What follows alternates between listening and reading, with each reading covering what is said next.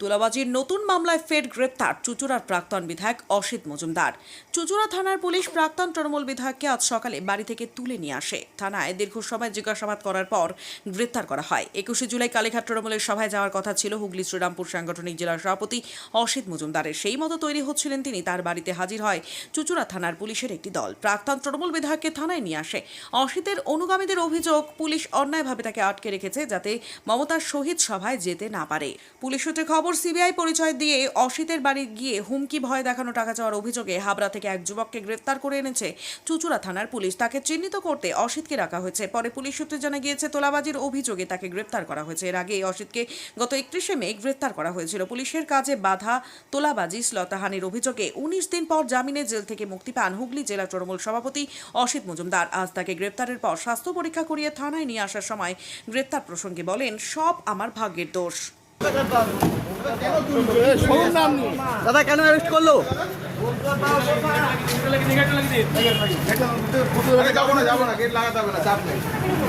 কি বলবেন? দেখুন, এটা আমার ভাগ্যের পরিহাস। আর ঈশ্বর আছে, আইন ব্যবস্থা আছে, তাদের উপর ভরসা করি। আমি আইনের উপর ভরসা আছে, বিচারকদের উপর ভরসা আছে, যেটা সঠিক বিচার নিশ্চয়ই পাব। অন্যায়ের বিরুদ্ধে ভগবান আল্লাহ আছে।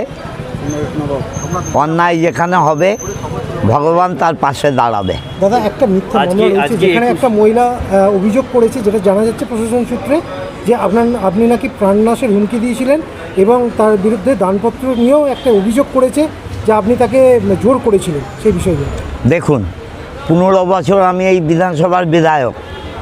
প্রথমবার 46,000 ভোটে জিতেছি, দ্বিতীয়বার 36,000 ভোটে, তৃতীয়বার প্রায় 20,000 ভোটে। মানুষের কোনো অভিযোগ আমার বিরুদ্ধে থাকলে তাহলে মানুষ আমাকে এইভাবে রায় দিত? এ কাজ আমি জীবনে করতে পারি না। কেন, কী কারণে এরা এই অভিযোগ করছে ঈশ্বর জানেন, আল্লাহ জানেন। আপনি পদক্ষেপ নেবেন? আইনি ব্যবস্থায় রয়েছে, এটা বিচার ব্যবস্থার আন্ডারে রয়েছে। যে কেস সাবজুডিস, সেটা নিয়ে আমি এখন কিছু বলবো না। 21 জুলাই ছিল, 21 জুলাই এই আটকানোর জন্য কি এই আজকে আপনাকে আটক করলো? দেখুন, আমি এটাও বলতে পারবো না। আমাকে ডেকে আনা হয়েছিল, আমার একটা কমপ্লেন ছিল, সিবিআইয়ের নাম করে আমাকে প্রতারণা করতে এসেছিল। সেই আসামি ধরা পড়েছে। আমাকে বলল তাকে আইডেন্টিফিকেশান করতে হবে। আমাকে তাকে আইডেন্টিফিকেশান করার নাম করে যখন থানায় ঘন্টার পর ঘন্টা কাটতে লাগলো, তখন আমি বুঝলাম কোনো কেস দেবে, এবং তাই হলো। বিচার ব্যবস্থার উপর আমার শ্রদ্ধা আছে এবং যারা আইন ব্যবস্থা পরিচালনা করেন তাদের উপরও শ্রদ্ধা আছে। আপনি কি আশঙ্কা করছেন এখনও আপনার উপরে এরকম বিপদ আসতে পারে? দেখুন, আমি আমার ভাগ্যের উপর বিশ্বাস করি আর বিচার ব্যবস্থার উপর বিশ্বাস করি।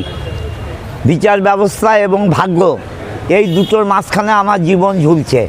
আমি মমতা ব্যানার্জির সাথে আছি, মমতা ব্যানার্জির সাথে থাকবো। থানা নিয়ে যাওয়ার সময় আপনি বলেছিলেন যে ভাগ্য খারাপ, এখন জেল থেকে বেরিয়ে এলেন। ভাগ্য তো খারাপই।